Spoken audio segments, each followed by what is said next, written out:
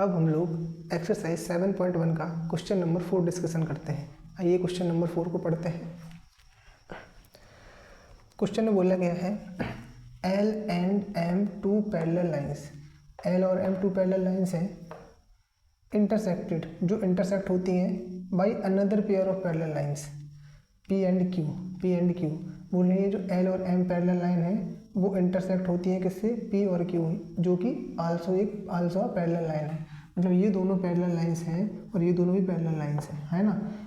और ये क्या है, P और Q इसको क्या करती है, इंटरसेक्ट करती है। ये अपन क्वेश्चन में दिया गया है, बोल रहा है कि शो करना है कि ABC मतलब ये वाला ट्राइंगल और CDA मतलब ये वाला ट्राइंगल आपस में कॉन्ग्रुएंट है। तो सबसे पहले हम लिखेंगे गिवन, तो हमको क्या गिवन है, हमको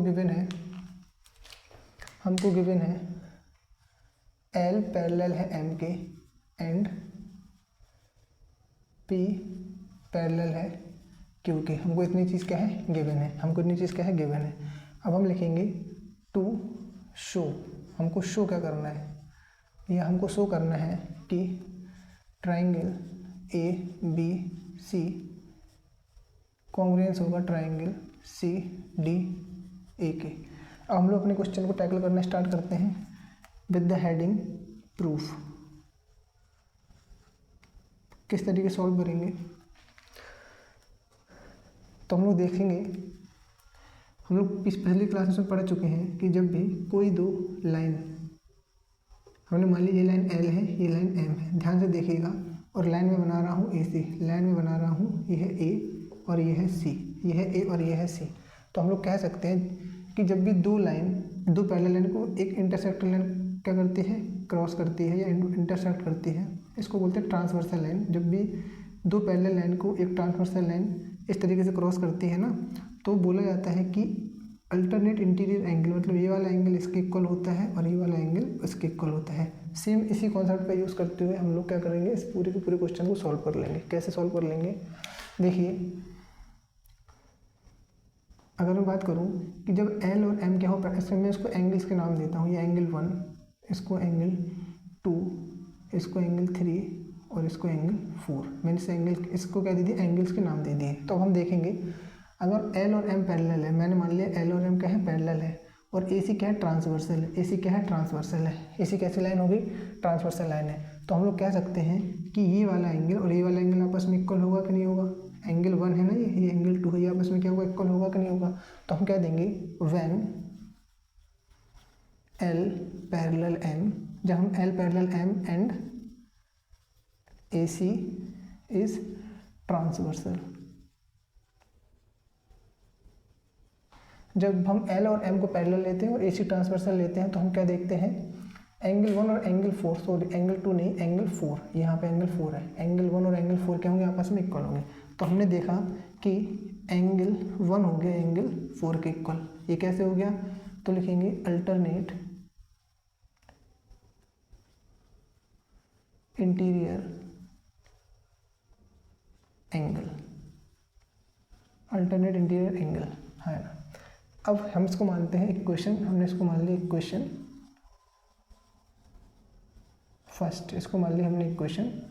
फर्स्ट, सिमिलरली हम देखेंगे कि P और Q ये भी तो पैरेलल है, ये भी तो क्या है, P और Q भी तो पैरेलल है, और सेम इनको भी AC क्या कर रही है, ट्रांसवर्सल कर रही है, इनको भी क्या कर रही है, AC क्या कर रही है, ट्रांसवर्सल कर रही है। AC क्या है, इनके लिए भी ट्रांसवर्सल है। तो इसी तरीके से हम लोग कह सकते हैं कि ये वाला एंगल 3 एंगल 2 के इक्वल होगा कि नहीं, एंगल 3 एंगल 2 के इक्वल होगा कि नहीं होगा। तो आप लोग कहेंगे हाँ होगा, क्योंकि क्या भी क्या है, अल्टरनेट इंटीरियर एंगल है। तो हम लोग क्या देंगे, when P parallel to Q and AC is transversal, तो हम लोग कह देंगे एंगल 3 इक्वल टू एंगल 2। जो एंगल 3 होगा वो किसके इक्वल होगा, एंगल 2 के इक्वल हो जाएगा। ये क्यों होगा, इसका भी रीजन लिखना पड़ेगा। ये भी क्या है, अल्टरनेट इंटीरियर एंगल, इसको मानते हैं हम इक्वेशन सेकंड। ये हमारी क्या होगी, इक्वेशन सेकंड। अच्छा, अब हम लोग को जो पता चल गया है कि ये एंगल इसके इक्वल है और एंगल 3 एंगल 2 के इक्वल है, तो अब हम लोग वो क्वेश्चन है ना वो बिल्कुल सॉल्व हो चुका है। तो अब हमको क्या प्रूफ करना था कि ये दोनों ट्राइंगल आपस में क्या है, कॉन्ग्रुएंट्स हैं। तो हम कहेंगे in triangle ABC and triangle CDA, triangle CDA, इन दोनों ट्राइंगल की बात करेंगे हम, ABC और CDA की। हमने क्या देखा कि एंगल 1 और एंगल 4 इक्वल है ना। तो एंगल 1 इस वाले ट्राइंगल का, इस वाले ट्राइंगल का ये वाला एंगल और ये वाला एंगल इक्वल है, तो हम कह देंगे एंगल 1 इक्वल टू किसके हैं, एंगल 4 के हैं, है ना। ये कैसे पता है अपन को, फ्रॉम इक्वेशन फर्स्ट।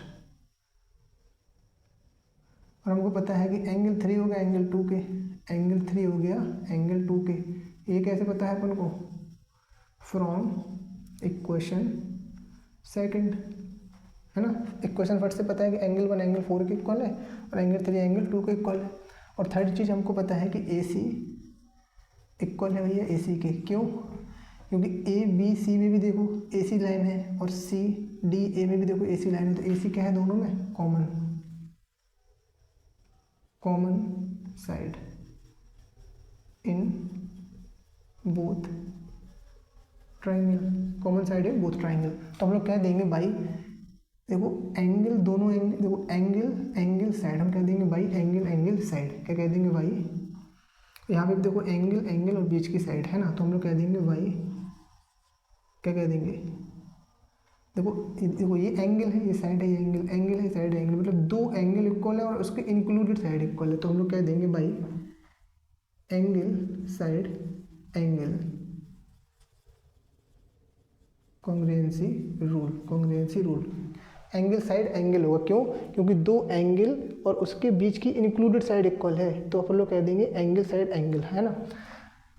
अगर एंगल साइड एंगल से कॉन्ग्रुएंसी रूल से क्या हो जाएगा भैया, दोनों के दोनों ट्राइंगल जो ABC हैं कॉन्ग्रुएंस हो जाएंगे ट्राइंगल CDA के। अपन को यही प्रूव करना था, तो ये अपना हो गया प्रूव्ड। आई होप आप लोगों को क्वेश्चन नंबर 4 बहुत अच्छी तरह समझ में आया होगा। अब हम लोग क्वेश्चन नंबर 5 की तरफ चलते हैं।